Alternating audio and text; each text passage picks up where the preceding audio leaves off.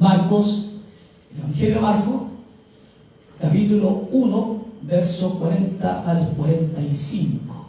Ahí vamos a tener una lectura de la palabra del Señor. 1, 40 al 45.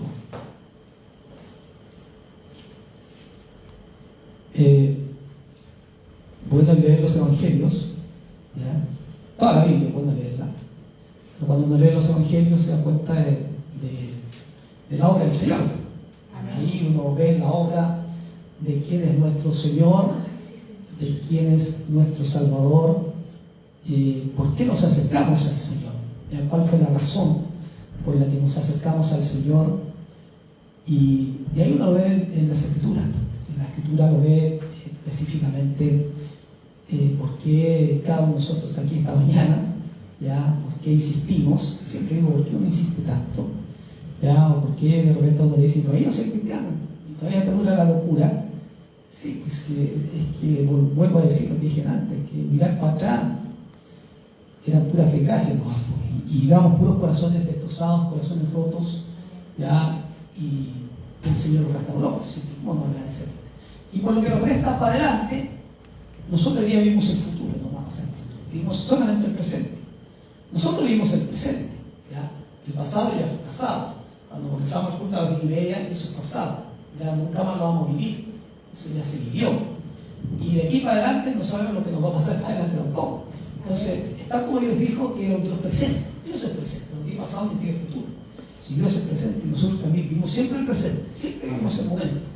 Ya para atrás fue y para adelante no sabemos en el sentido de no incertidumbre, pues sabemos lo que nos puede pasar para adelante, que viene el Señor y nos lleva, pero no sabemos tampoco, ¿verdad?, el futuro. Y qué bueno que no lo sepamos tampoco, ¿ya? Dice así, Marcos 1, 40 al 45, dice así: vino a él, a Jesús, un leproso, rogándole e hincada la rodilla le dijo, si quieres, puedes limpiarme. Y Jesús, teniendo misericordia de él, extendió la mano y le tocó y le dijo, quiero ser limpio. Y así que él hubo hablado,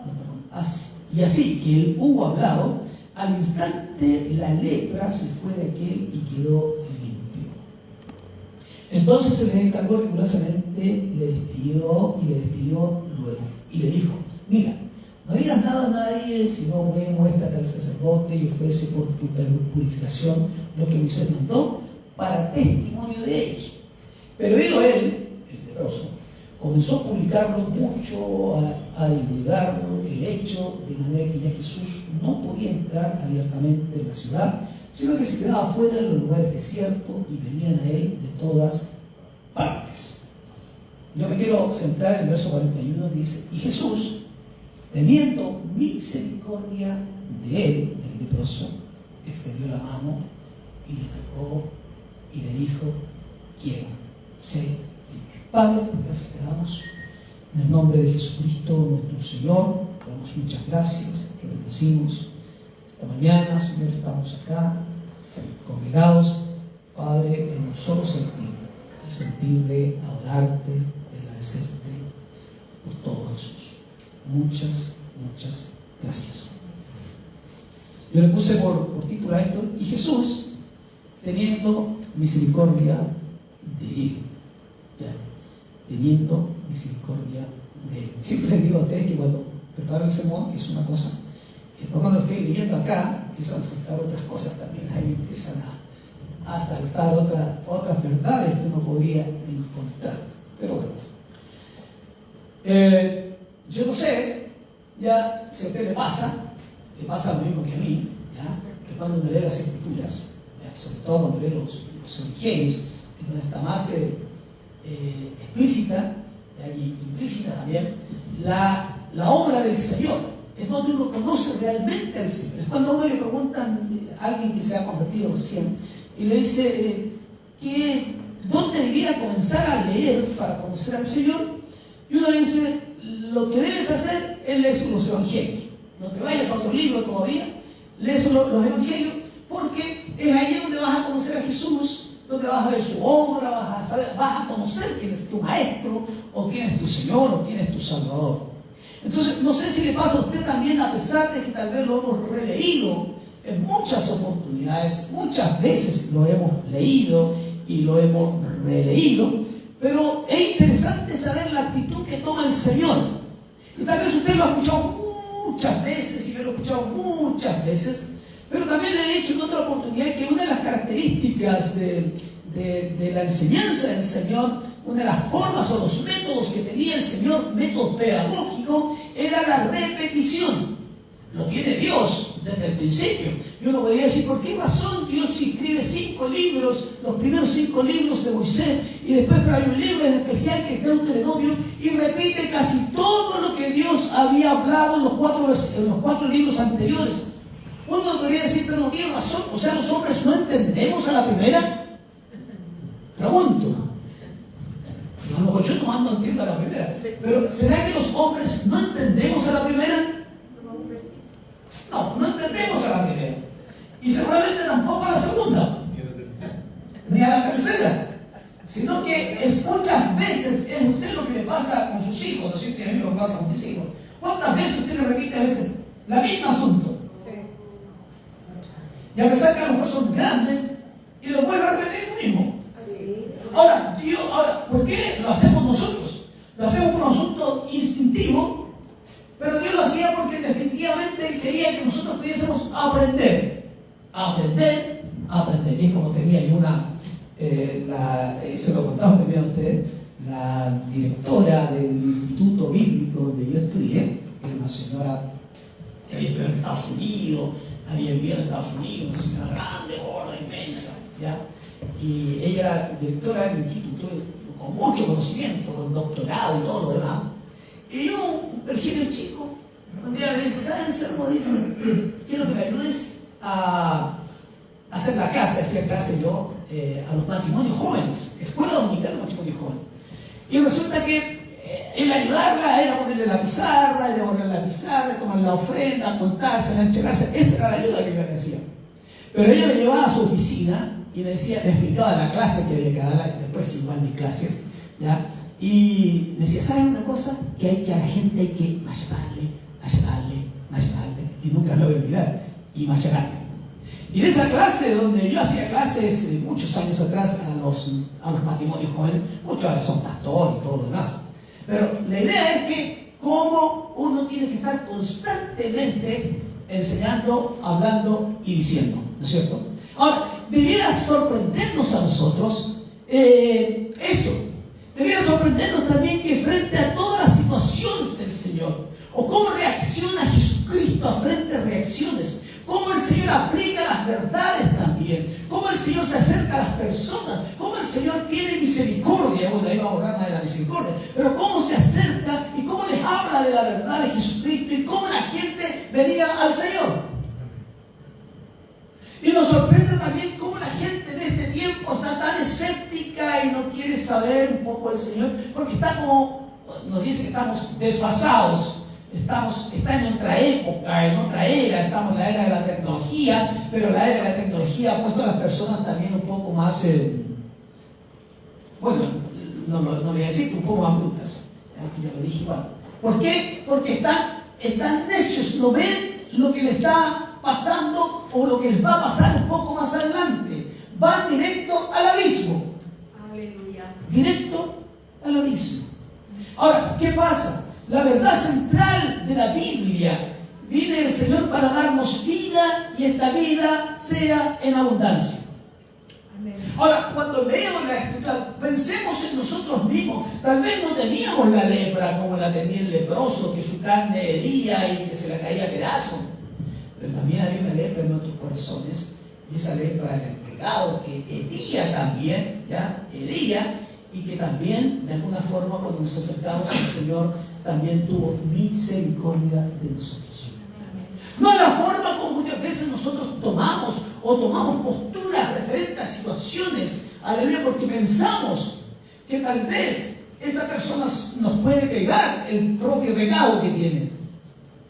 Alejarnos un poco en circunstancias que el Señor toma una actitud completamente diferente. Ahora, aunque conozcamos bien la vida de Jesús, gracias a la altura de las Escrituras, ¿ya? Pero seguirá siendo siempre fascinante. No sé si cabe tan bien la palabra fascinante, porque el protagonista es el Dios hombre, el que nos dio a conocer al Padre invisible, pero que lo que hace sentido en nosotros es poder lograr conocer a Dios, al Dios de amor, conocer a la compasión que Dios tiene, aleluya, por el necesitado. Jesús impartió excelentes enseñanzas en relación a la compasión que Él tenía por el necesitado. Ahora, podemos nosotros tal vez un poco diferir, ya si tienes más misericordia, si tienes menos misericordia. Hay personas que son naturales en eso. Pero cuando veo esto, tiene que ver con la necesidad que cada uno de nosotros tiene de acercarse al Señor. La Escritura señala de que Él vino a reconciliarnos con Dios. Jesús vino a reconciliarnos con Dios porque nosotros éramos enemigos de Dios. Cada uno de nosotros éramos enemigos de Dios. Ahora, ¿qué pasa cuando vemos estas excelentes enseñanzas que el Señor hizo? Cuando Él mismo llevó una vida incomparable, llevó una vida santa, una vida que nadie podía acusarlo de nada. Cuando Él mismo estaba frente a, o le llevaron a la mujer pecadora, y todos querían apedrearla, y el Señor dice que estaba agachado, escribiendo en el suelo, y Él lanza una piedra, o sea, lanza una palabra que hasta el día de hoy es para el bronce. El que esté libre de culpa, lance la primera piedra. Ahora, el Señor, nadie lo podía acusar por su calidad de vida intachable. ¿Y cuántas veces nosotros tal vez hemos usado ese mismo término? El que esté libre de culpa, lance la primera piedra. Ahora, hay un dicho que dice, nadie lanza piedras a su propio tejado. Y hay un dicho que lo escuché hace muchos años, dice que en la casa del jabonero todos se pueden resbalar. Y hay otro dicho que dice que todos tenemos tejado de vidrio. Y si quieren más dicho, después se los digo bien dicho. Ahora, el Señor, al llevar esta vida inmaculada, esta vida incomparable, cuando Él mismo obró milagros de misericordia, y cuando los hombres, esta palabra que el Señor le dice a estos hombres, y cuando estos hombres se sintieron culpables de sus propios hechos, dice que del menor al mayor empezaron a retirarse, y siempre me imagino yo que tenían la piedra lista para largarse a la mujer, y de repente sienten la palabra, la tiraron, se metieron las manos en los bolsillos. Como que nadie se diera cuenta. Y ahí no estaba el Señor cuando Él dice, mujer, y los que te juzgaban, ¿dónde están? Dice, no hay nadie. Bueno, y ahí viene la otra condición. Vete, pero no peques más. no peques más. Ahora, cuando ven eso, estos hombres, y cuando ven las obras que hace el Señor, las obras de milagro, de misericordia, aleluya, de quien necesitaba, aquellos que había que redimir, había que ayudar, aquellos que mediante la obra del Señor nos iba a levantar, nos iba a reconciliar con Dios, vemos que el acto, ese acto de misericordia del Señor, porque podría haberlo juzgado, ¿ya? Perfectamente, pero no venía el Señor a juzgar. Venía el Señor a salvar, y a salvar lo que se había perdido, a restaurar los corazones rotos. Ahora, mientras probaba esto, me acordaba de un pasaje que me llegó a la cabeza, que está en Miqueas 6, del 6 al 8, y dice así: ¿con quién me presentaré ante Jehová? ¿Y adoraré al Dios Altísimo? Está en signo de pregunta. ¿Me presentaré ante Él con holocaustos, con becerros de un año? Otra pregunta. ¿Se agradará el Señor de millares de carneros o de 10,000 arroyos de aceite? Pregunta. Daré mi primogénito por mi rebelión, el fruto de mis entrañas por el pecado de mi alma. Varias preguntas. Pero después hay una respuesta, dice: oh hombre, Él te ha declarado lo que es bueno. ¿Y qué pide Jehová de ti? ¿Qué pide? Solamente hacer justicia y amar misericordia y humillarte ante Dios. Ahora, Jesús sabía muy bien cuál era su misión. Él había declarado a sus padres en el templo de Jerusalén. ¿Se acuerdan cuál era la misión del Señor en el templo de Jerusalén? Cuando sus padres lo buscaban por todas partes y el Señor le dice, parece que una respuesta muy altanera del Señor, dice: ¿por qué lo buscabais? Pero esa respuesta era: ¿por qué me buscabais en otras partes? ¿No sabíais que los negocios de mi Padre me es necesario estar? Ahora él tenía claro cuál era su misión, primero, en los negocios del Padre, y cuál era su relación con Dios, que era su Padre, esa relación de Padre. ¿Por qué me buscabais? Si sabíais que debía estar allí, en otro lugar no me vas a encontrar, me vas a encontrar en la casa del Señor. Si me buscarais en otra parte, no me vais a encontrar, me vas a encontrar en la casa del Señor. Ahora Jesús sabía muy bien cuál era su misión.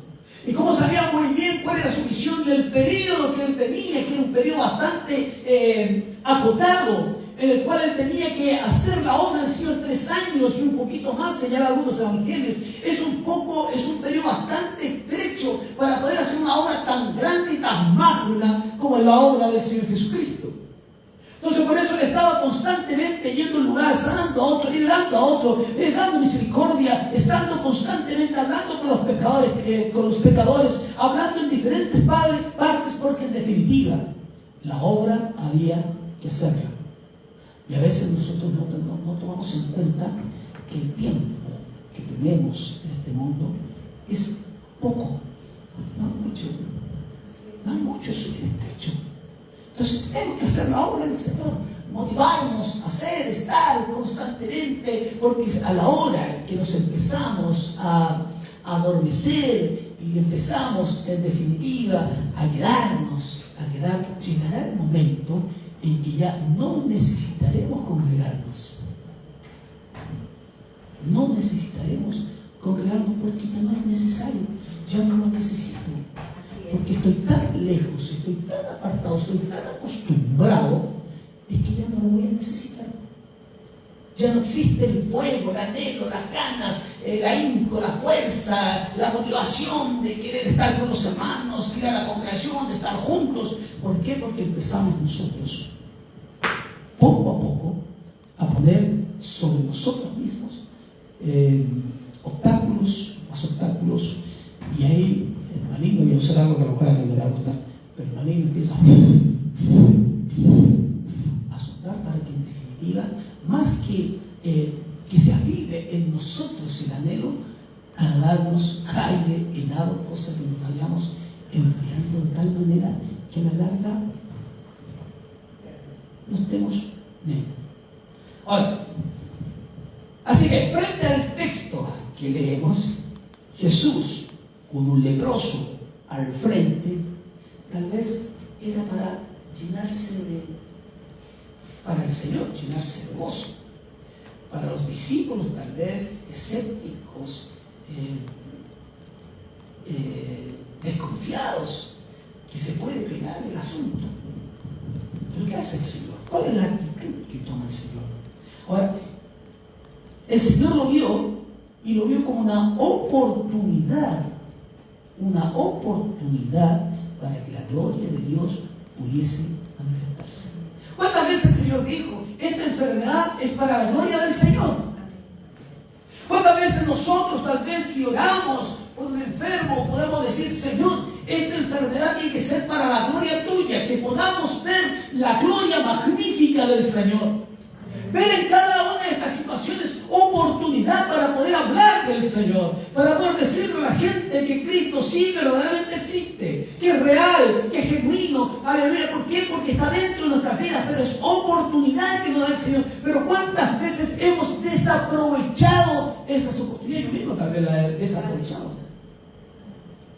Ver la oportunidad que nos da el Señor para que Dios pueda manifestarse con toda su amplitud y que los hombres puedan gustar este atributo de Dios que nos alcanza a cada uno de nosotros.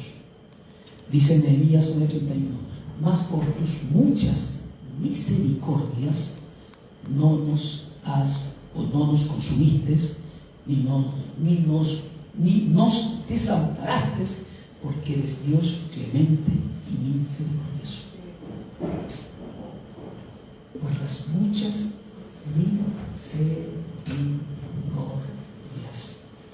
Buscaba el término misericordia, lo busqué hasta, lo tengo por ahí anotado, lo busqué en Wikipedia, lo busqué en definiciones teológicas, me fui a la inteligencia artificial, buscando qué decía este asunto de misericordia.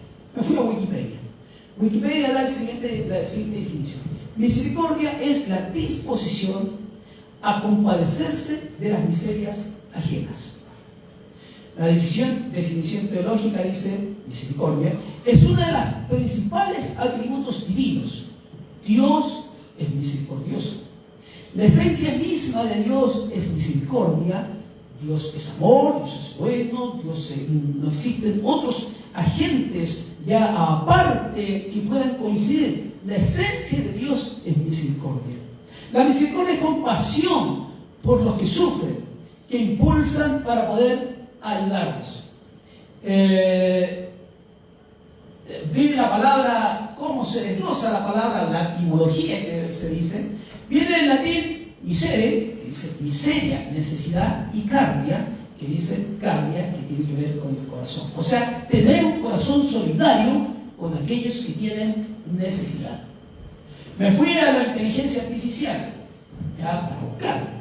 Ahora, la inteligencia artificial me dijo que la misericordia es un corazón que se abre a la miseria o necesidad con voluntad de socorrer a quien lo necesita. También me dijo que era tener un corazón solidario con aquellos que tienen necesidad. Y la tercera me dijo, implica compadecerse de los sufrimientos y miserias ajenos e inclinarse a ayudarles para aliviarlos. Casi todos de alguna forma coinciden en algo: la importancia de poder ayudar al necesitado. Ahora, si nosotros nos ponemos a Dios o a Jesucristo y nosotros nos ponemos en lugar del leproso,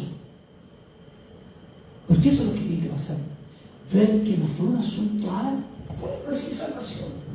No, es ver la misericordia que el Señor tuvo con cada uno de nosotros. Ahora, ¿qué dice la Escritura? La Escritura señala en el verso 41 que leíamos, dice: Jesús teniendo misericordia.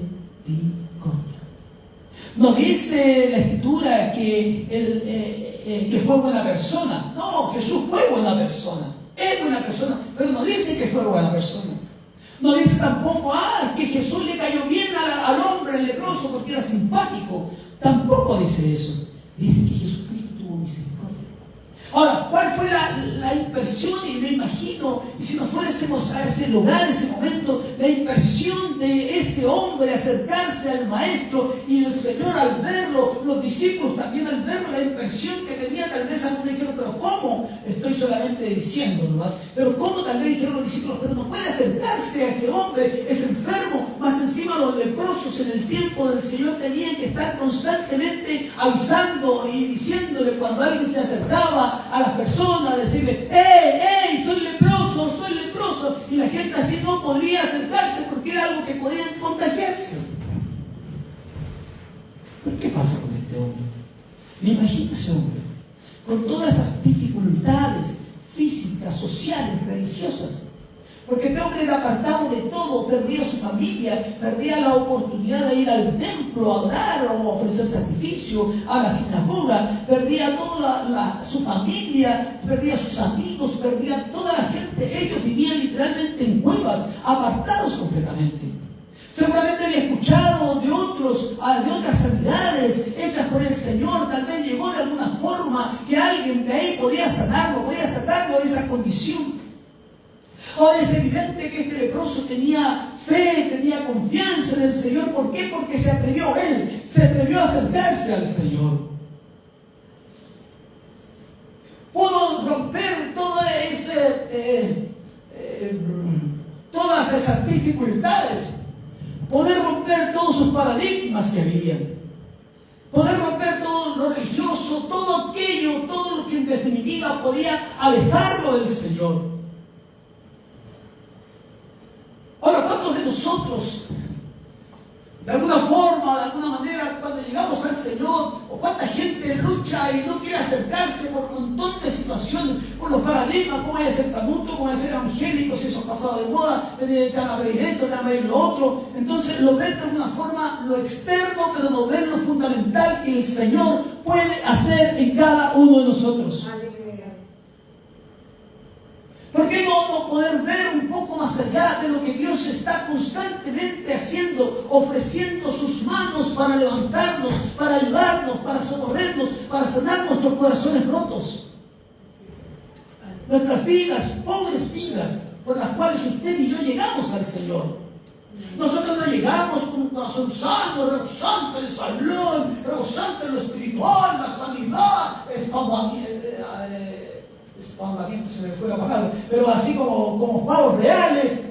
No, llegamos todos de alguna forma con corazones destrozados. Estamos en la misma condición de que estaba el leproso. Tuvimos que saltar un montón de obstáculos, lo que podían decir las familias, los amigos, el marido, la esposa, los hijos, los compañeros de trabajo. Todo eso tuvimos que saltar y decir, bueno, ¿qué no es importante lo que pueden decir o lo que el Señor puede hacer en mi vida? Entonces estábamos en esa misma condición. ¿Qué es más importante? Lo que Dios quiere hacer en tu vida, lo que Dios quiere hacer en mi vida, lo que Dios está haciendo en nuestras vidas. No importa que nos digan que tal vez somos retrógradas, que eso pasó hace tantos años, que la Biblia es un mito y muchas cosas más, pero la realidad que usted vive en su vida, en su corazón, eso no se nos sacó la lotería. Eso se lo dio el Señor. Amén. Aleluya. Eso se lo dio el Señor. Y la semana pasada nos acordamos de la Sirofenicia, ¿se acuerdan? Amén. Y se acordaban de la Sirofenicia, cómo luchó. Y todo lo que, los mitos que rompió, las leyes que rompió, y cómo gritó, y cómo insistió para que el Señor pudiese libertar a su hija de un demonio. Y eso es lo que en definitiva tal vez hemos hecho usted y yo, y podamos de alguna manera poder decir que el Señor llega a ser en un momento dado lo más importante dentro de nuestra vida. Sí, Señor. Yo siempre digo, el Señor me encontró. Y el Señor me encontró no sabiendo aquello donde pertenecía, vagando, o que no era un vago en el término vago, pero en el sentido de que no sabía por dónde ir a la micro, estaba completamente perdido, no sabía si iba con mi hermana, con mi otra hermana, no tenía plata para estudiar, no fui nunca a la universidad, ni siquiera di la PSU, no, la prueba actitud académica, ni tuve plata ni para pagarla. Y es allí, en esas circunstancias, en donde Dios me encuentra, el Señor me encuentra. Porque al final, como dice el mismo Señor Jesucristo, no me elegiste vosotros, Señor, yo os elegí a vosotros. Y me dice, ay, alguno está ahí, sacan pecho, no, si no elige al Señor. Dice, no, ¿qué onda, hermano? Es el Señor el que te fue a buscar. Es el Señor el que te sacó, como dice David, detrás de las ovejas. Es el Señor el que te fue a sacar. Es Dios. Pero ¿cómo estaba nuestro corazón y nuestra alma? Tal vez como el ciego Bartimeo, sin querer decirlo. ¡Jesús! ¡Jesús! Hijo de David, ten misericordia de mí. Cómo clamaba tal vez nuestra alma y nuestro corazón buscando y tocando puertas que no se abrían. besando ídolos de palo que no tienen corazón y no sienten.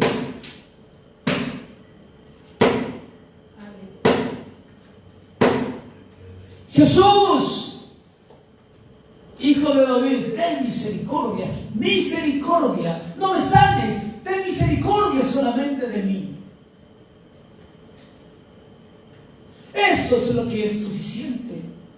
Y aunque la gente decía, cállate, cállate, no molestes al maestro, el ciego gritaba más fuerte, dice que clamaba, no gritaba, clamaba más fuerte, decía, Jesús, Hijo de David, ten misericordia de mí.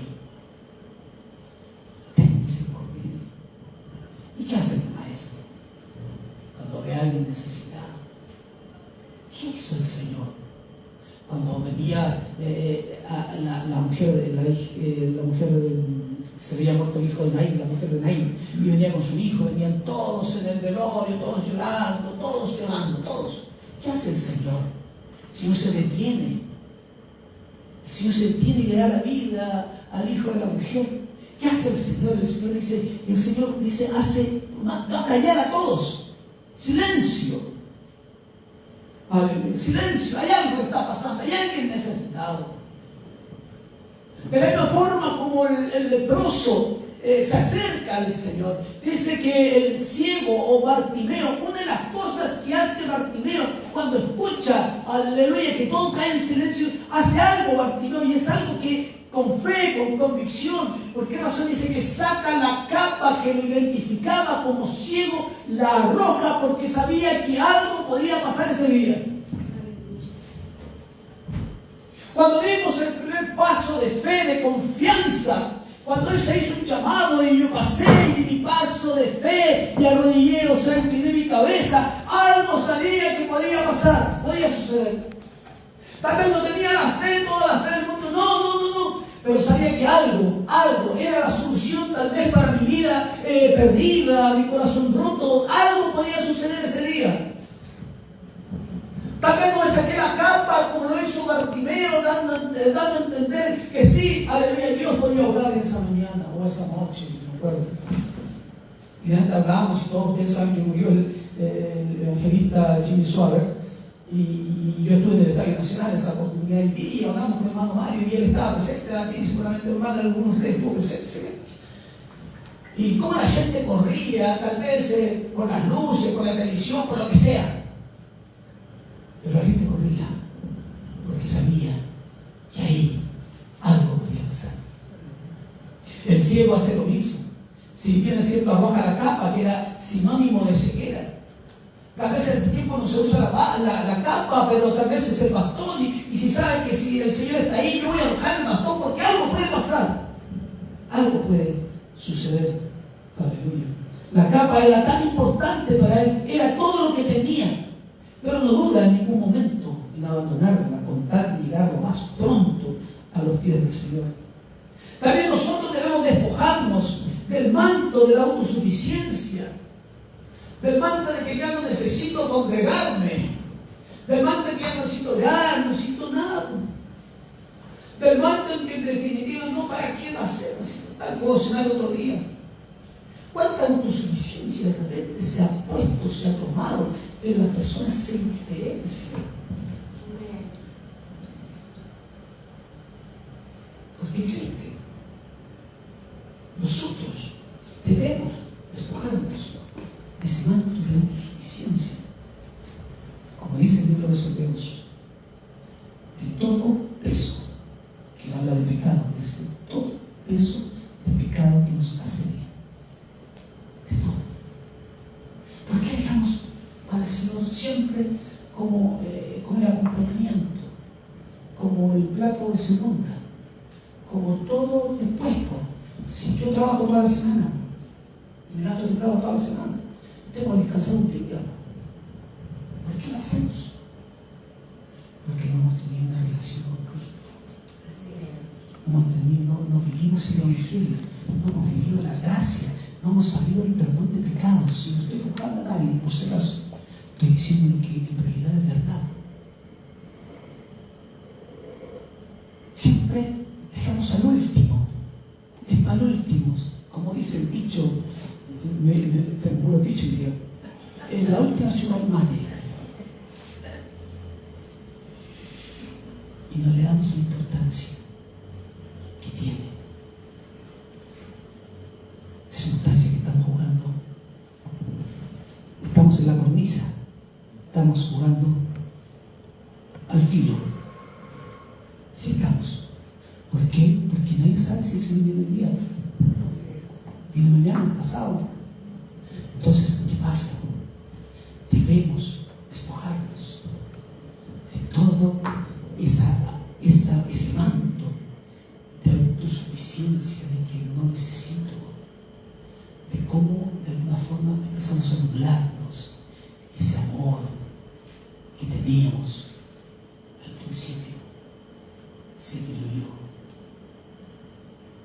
Y cómo el Apocalipsis, después cuando habla, tengo algo contra ti. Tengo algo contra ti. Y se van, pero ¿cómo? Te has dejado mi primer amor. Tengo algo contra ti. Has dejado mi primer amor. Me imagino al Señor extendiendo su mano para tocar al leproso. Me imagino al Señor yéndose contra toda norma religiosa. Una palabra había bastado. No se podían tocar los leprosos. No se podían. Una vez me pasó algo a mí. Fui a orar por una persona. Me dijeron que fuera a orar por una persona, hice oración en un hospital. A veces se le ha contado, le he contado tantas cosas a usted. Y usted va a decir, igual que mis hijos, pues si ya la contaste. Ya la contaste, papá. Pero, ¿cómo hay que repetir las cosas? Y estaba en el hospital neurocirugía, donde estaba José Manuel Infante. ¿Ya? Está de El Salvador, no está el nombre, creo, el cáncer, para allá. Es el neurocirugía. Y profe, ya una persona que iba a la iglesia, un hermano que estaba ahí, había caído enfermo. Bueno, fue ahora. Yo entré, busqué donde estaba, y entré, lo saludé, le di la mano, después empecé a orar. Sí, eso había ido a orar. Y hace muchos años atrás, realmente hecho una enfermera. Me dice, ¿qué canción está aquí? No, yo soy pastor, yo vengo a orar por el trabajo. ¿Cómo yo? ¿Qué le dijo que pasara? Y primera vez que pasó así, porque las otras veces, como los hombres no pasamos, como decía la semana pasada, porque es para nosotros no. Y me dijo, no puede estar aquí, usted no sabe la enfermedad que tiene él, tenía que tener en mascarilla, esto y lo otro. No tengo ni idea, le dije, yo qué enfermedad, yo no sé qué vengo a ver por él.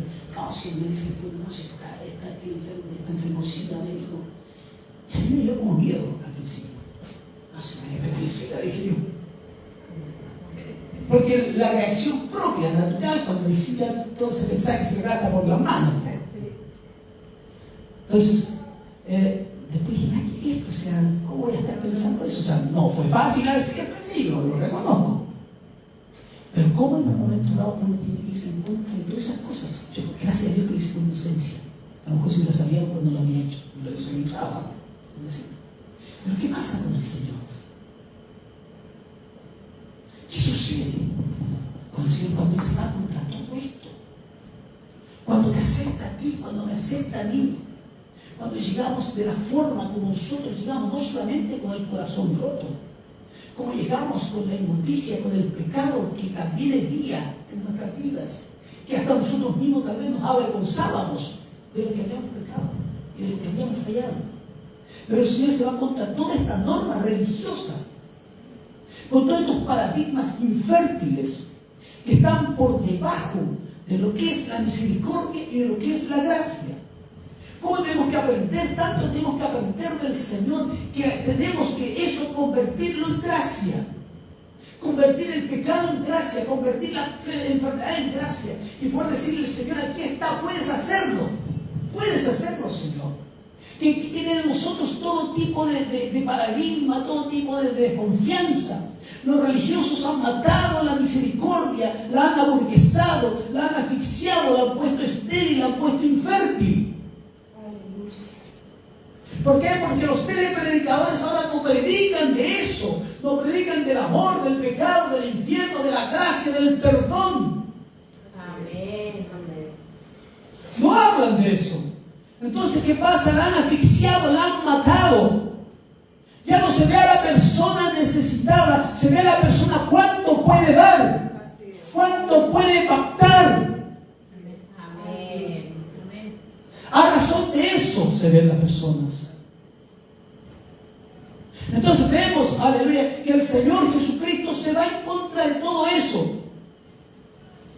Pero déjeme decirle que aún el Señor tiene las manos extendidas y quiere tocar al pecador, quiere sacar al enfermo adelante, quiere ayudar al huérfano, al desamparado, al necesitado, al indigente, al leproso, al ciego, al contagiado. A ese aún el Señor quiere hacerlo. Si lo hizo con nosotros, lo hará igualmente con aquel que necesita de la gracia del Señor, al paria, al indigente, al que está botado, al que vive en los grupos. A eso quiere el Señor.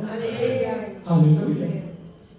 Y me llama la atención en la parábola de la gran boda, cuando el Señor hace toda la invitación y nos cuenta que nosotros estamos constantemente invitando, pero ¿qué pasa cuando el Señor llega a la boda y ve que nadie de los invitados había llegado? Los invitados, ¿qué hace el Señor?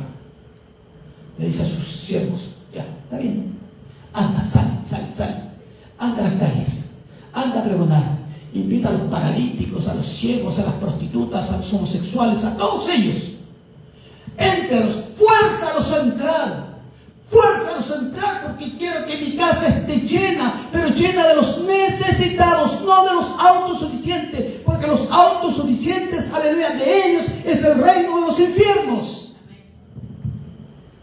Tenemos, aleluya, que ver a Cristo con sus manos extendidas. Aleluya, tenemos que ver, como decía el salmista, el corazón contrito y humillado no despreciarás, todo Dios. Porque Dios resiste a los soberbios y da gracia a los humildes. El Señor no se alejó, sino que le tocó, extendió sus manos. No le importó lo nauseabundo del olor de su piel o el peligro que pudiera contagiarse. Una palabra había bastado, pero a veces eso no basta. Hay que demostrar aprecio, cariño, empatía, y eso lo hizo Jesús. Amén. Aleluya. Eso lo hizo el Señor. Por eso Pablo decía: indiscutiblemente grande es el misterio de la piedad. Dios se hizo carne. Y me acordaba de mi suegro también. Mi suegro no le bastaba una palabra. Él demostraba el aprecio.